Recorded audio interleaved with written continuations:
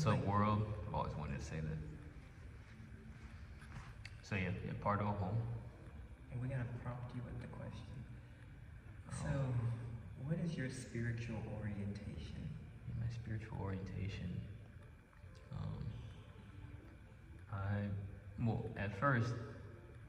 First off, I think it's too early for us to make any absolute declarations about the truth of reality or our experience.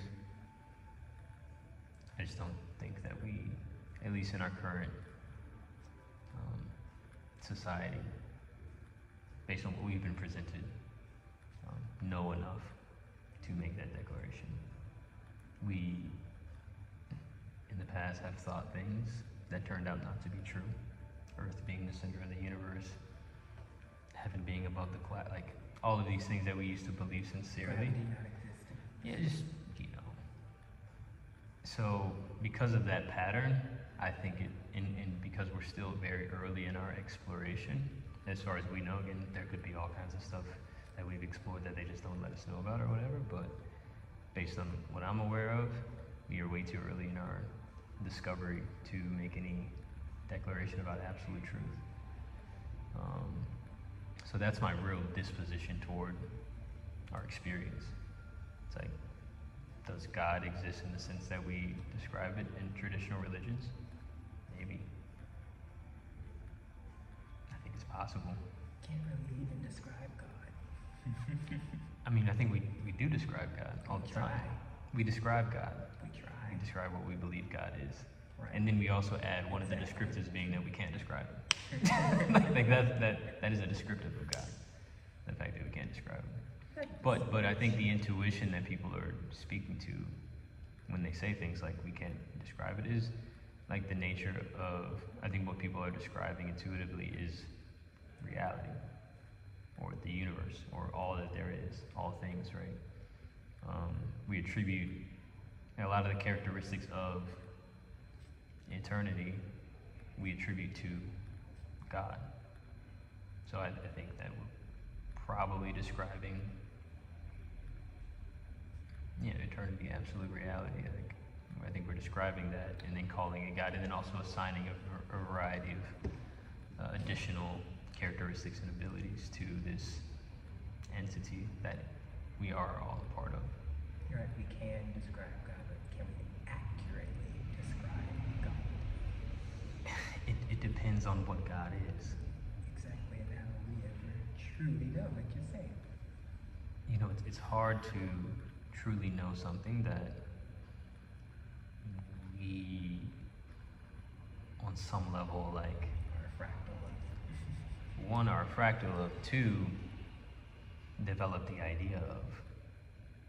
And I'm not saying that we created God, per se. I'm just saying that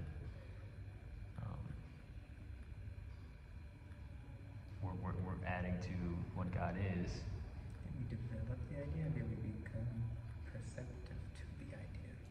Well, I think both are right. So that intuition I was speaking of before, which is like this instinct that there is like this grand, like, presence. That's a real instinct, intuition that we experience. If you were to go deep enough into meditation, your sense of self on an individual level starts to dissolve, and you feel like you're part of this grand, like, consciousness, right? So I think that that's real, but then we assign additional, characteristics, responsibilities, abilities, things that this God did, cares about, wants, desires, all of this stuff. I don't think Anthropomorphize God. Say that again. Yeah.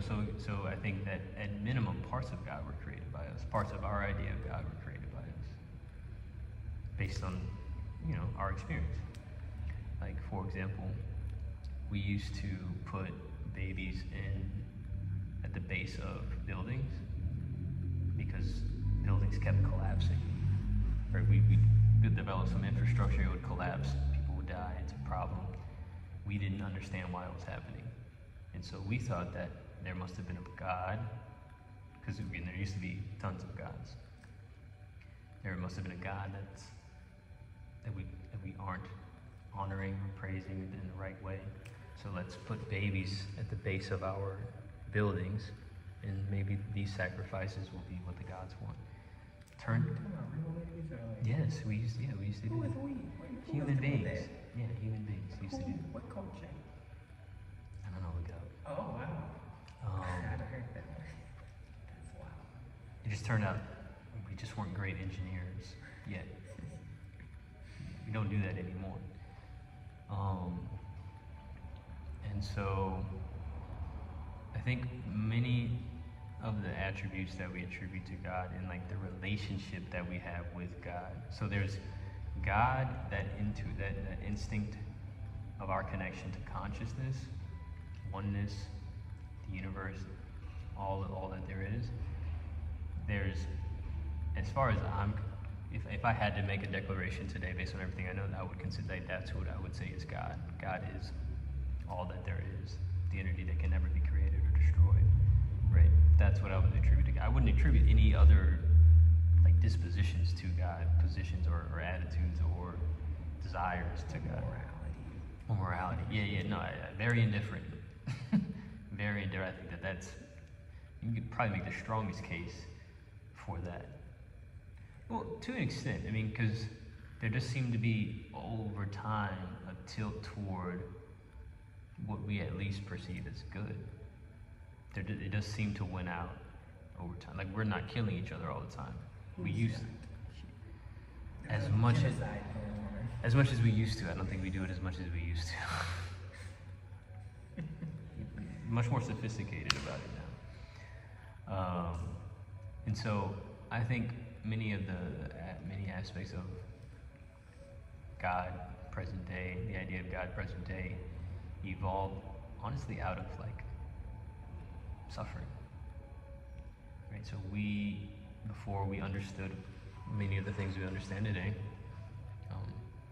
we suffered more.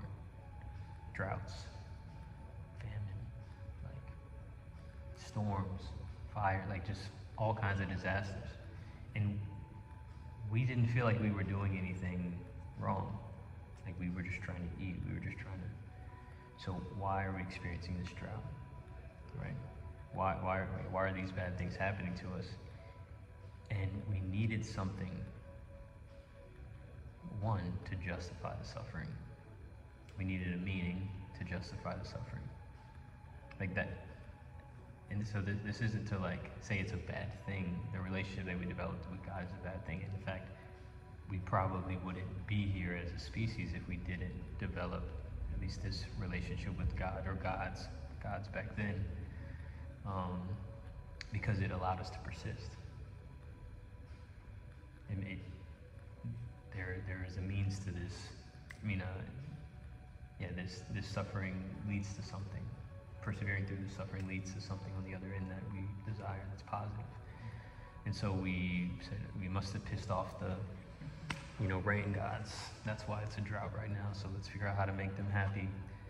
And maybe we need to be as good as we possibly can. Like, and however we determine. Another key word.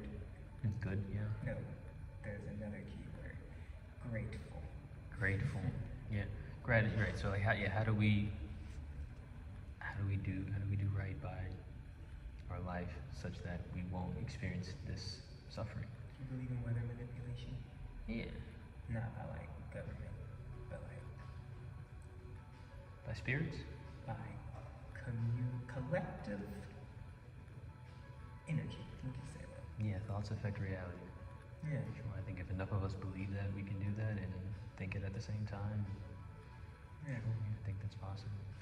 The sun dances and the rain dances. Mm-hmm. Right. So like, and then something happened, and we didn't know that it was just the fact that our energy can create these experiences. Right. We thought that some God was hearing us. You know what? Yes. And that still may be the case, but also based on what we understand now about physics, our perception, quantum physics, our perception and our belief affects our experience, what we perceive, affects those around us on a molecular level. So yeah, I think we stopped evolving with Christianity. You know what the next evolution of consciousness is? I've been saying this since I was younger. Robo sapiens, they're next.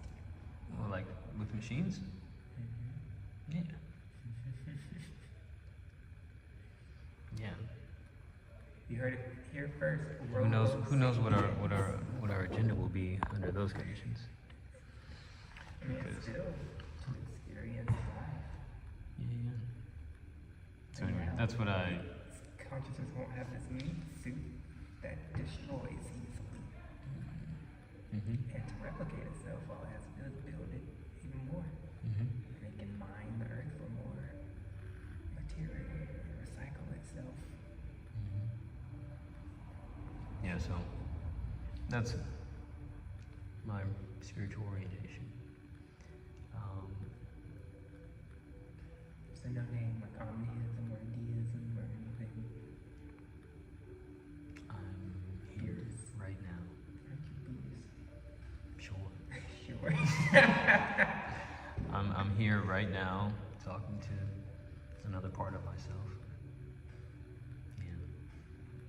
That's how I view it. It's also part of, I mean, if there's anything I do believe it is that we're part of a whole. And it certainly like affects my disposition toward life and how I engage with people. Like, yeah. So I do think I believe something, which is that, but I do also think it's based in like truth. Mhm. That which isn't subject to change. It's my definition of truth. Objective truth. Hmm? And objective truth. Yes, and that isn't subject to change. Whether there's an observer or not. Hmm? It's true whether there's an observer or not. Yeah. When I was 21, that became like my life's goal was to find out the truth. Same. So like when you was talking about why are bad things happening, that was one of the first questions I was to ask. And I really got, stuck on like why do good things happen to bad people? Why do bad things happen to good people? And then when I came across law of attraction, it started like filling in the blanks. I'm like, oh, so yes, they may volunteer and do all these good things, but how are they feeling on the inside? Mm-hmm. Probably not necessarily hate themselves, but like don't like themselves. Don't There's believe in themselves. there's what they believe about themselves. It's not obvious that like the law of attraction accounts is like foolproof, right? But like one question that my ex-girlfriend from college asked me related to this, because I was having an awakening, and so this is all I was thinking about and talking about it. She's like, well, what if one person wants one thing and the other person wants the opposite? What manifests? I thought that was a really good question. She's a smart girl. I thought that was a really good question. Right? One opposing outcomes. Whoever's focusing on what they want more. Yeah, whoever brings the most energy to it. Whoever brings the most focus, yeah. So, And then it's first law, object emotion stays motion until after the performance. see, as far as like bad things happening to some people, might be catching strays. Do you know what I'm saying? Like manifestation strays. I think that's probably what's happening to good people who also like internalize, like, and are grateful, like, or have deep gratitude for their experience. Question: how are they in the vicinity to catch that stray? Some people are shooting strays all day. What are you talking about? Most of this shit is negative. What I'm saying is, we're all a collective energy. So like me deciding to move there, that's still a part of my energy. Like if I caught a stray bullet, I live there. That is my energy. Yeah, I mean, I think it's probably best to operate like from that kind of locus of control of life, because Well, that's a locus of external control. No, I'm just saying, like, it's like you could have done something different. No, even if like what happened to you was outside of your control, you still could have done something different. Like I shouldn't have walked outside. You know, I should have walked outside 5 seconds later. I wouldn't have got hit by a car. I mean, it's true. You know what I'm saying? Like, so like that's a good position to like operate from with like. But then also, yeah, like, I do think it's fair to like look at. But I actually don't know. I mean, that catching strays thing was the first time I had that thought. So I think it's a possibility that people are catching strays.